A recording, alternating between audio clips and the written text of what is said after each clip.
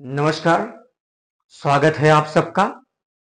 दोस्तों, आज हम हिंदी साहित्य का इतिहास जीरो लेवल से प्रारंभ करने जा रहे हैं और हिंदी साहित्य के इतिहास के अंतर्गत सबसे पहले हम इतिहास शब्द की व्युत्पत्ति एवं अर्थ के बारे में जानेंगे और इसके बाद इतिहास की परिभाषाएं विभिन्न लेखकों विद्वानों द्वारा जो दी गई हैं उनको हम जानेंगे और इसके बाद इतिहास और साहित्य इतिहास में क्या अंतर है, इतिहास लेखन की पद्धतियां, हिंदी साहित्य इतिहास लेखन के स्रोत, इन सभी पर हम चर्चा करेंगे। तो चलते हैं हम इतिहास शब्द की व्युत्पत्ति एवं अर्थ की तरफ।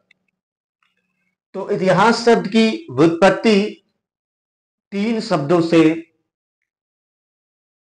मिलकर हुआ है, अर्थात इतिहास शब्द तीन शब्दों से मिलकर बना है।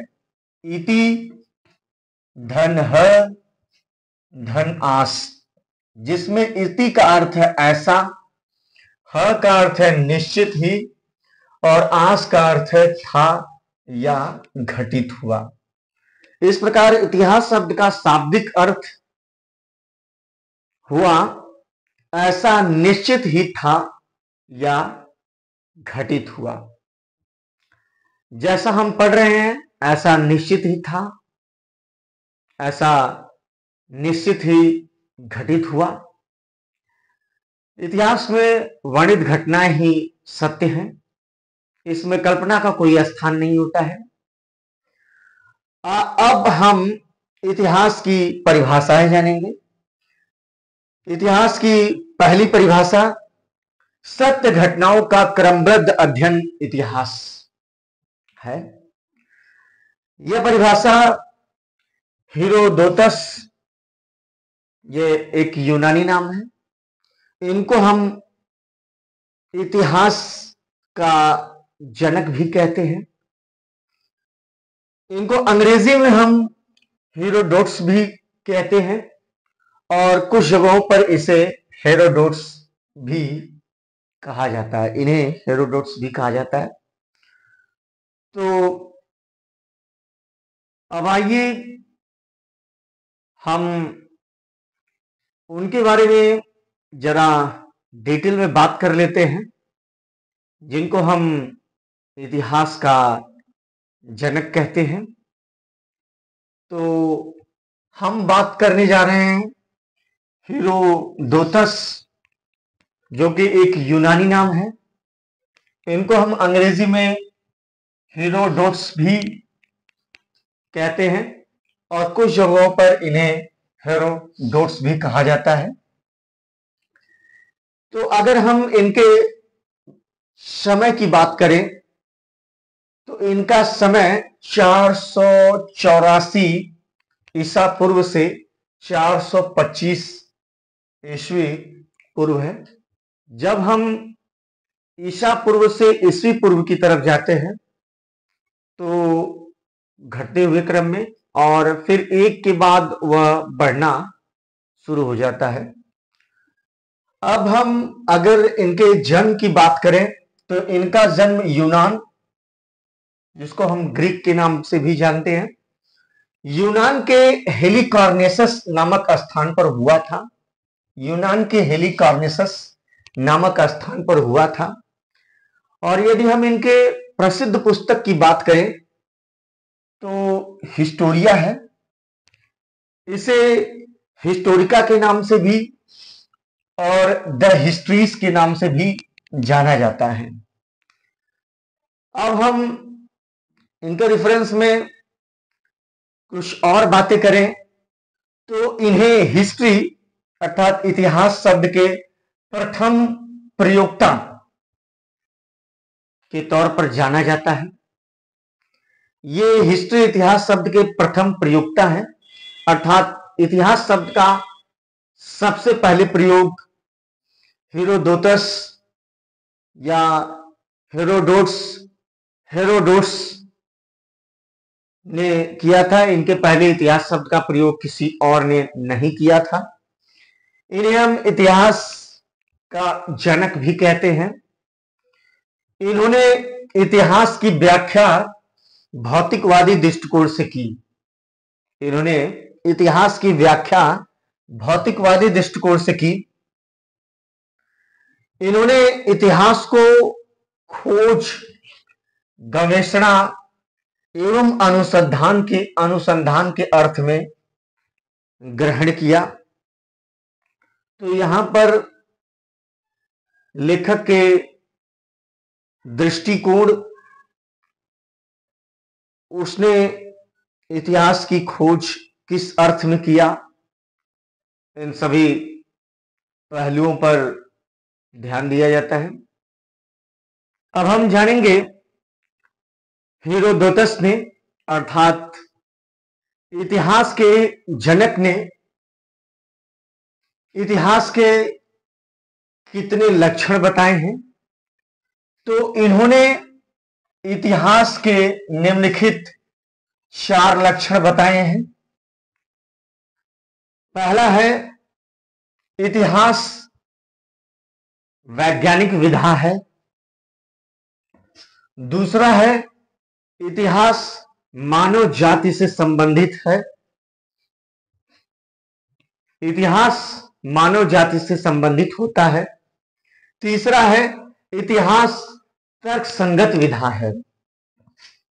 और चौथा है, इतिहास शिक्षाप्रद विधा है। दूसरे इतिहासकार हैं विको। इनका पूरा नाम है गियाम बस्तितां विको। इनका जन्म 1668 ईस्वी में नेपल्स, इटली में हुआ था। इनका निधन 1744 ईस्वी में, और इनकी रचना, इनका जो पुस्तक है वह है साइंजा नोवोसा, 1725 ईस्वी में प्रकाशित हुआ, और इसका हिंदी अर्थ होता है नया विज्ञान। अब हम विको के इतिहास दृष्टि की बात करें। विको की इतिहास दृष्टि की बात करें, ये इतिहास को अतीत से संबंध न मानकर वर्तमान से भी जोड़ते हैं। दूसरा है, इन्होंने इतिहास में वैज्ञानिक व तुलनात्मक पद्धतियों की प्रतिष्ठा की।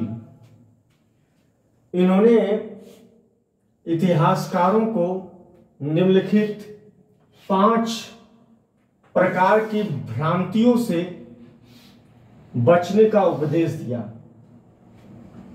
जिसमें पहला है, प्राचीन काल के प्रति अति रंजनात्मक दृष्टिकोण का त्याग करना चाहिए।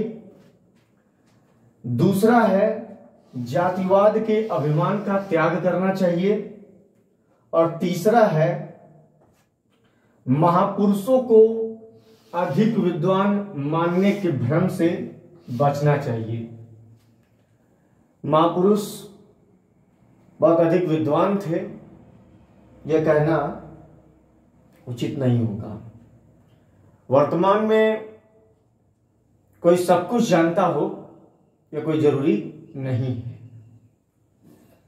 चौथा है, 2 जातियों के भावों एवं विचारों के आधार पर ही उन्हें परस्पर संबंध मान लेना उचित नहीं है।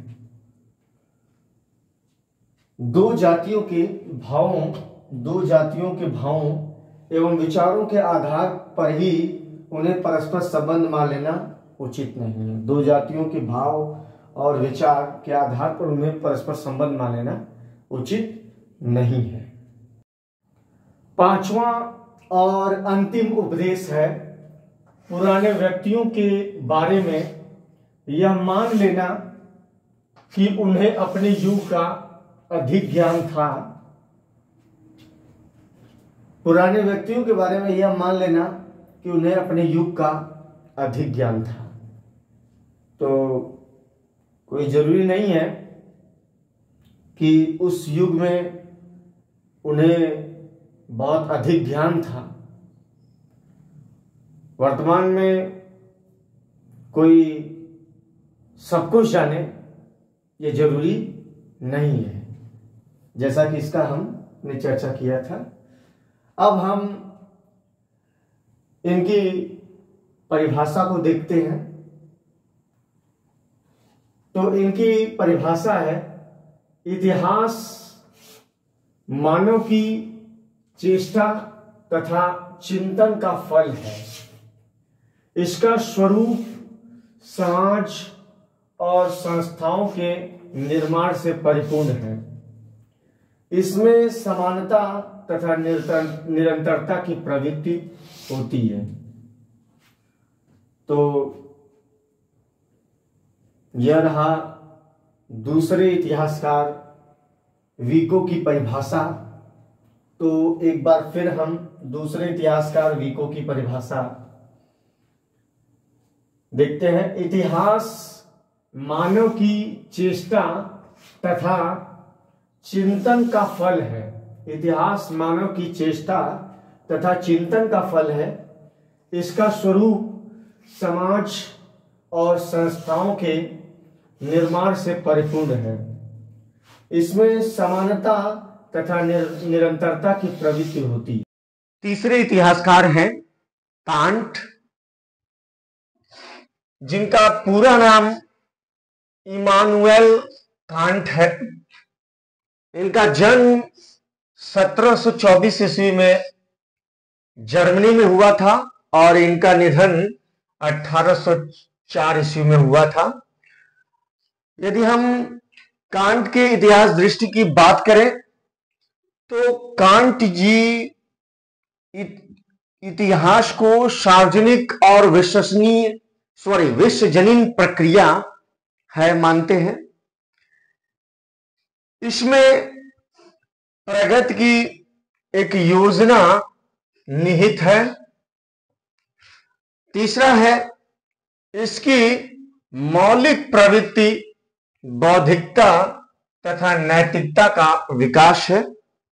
और यदि हम कांट की परिभाषा की बात करें कि इतिहास के संदर्भ में इन्होंने क्या परिभाषा दिया था, तो इन्होंने परिभाषा दिया, इतिहास दूरदृश्य जगत से अंतर जगत की ओर अग्रसर होने की प्रक्रिया है।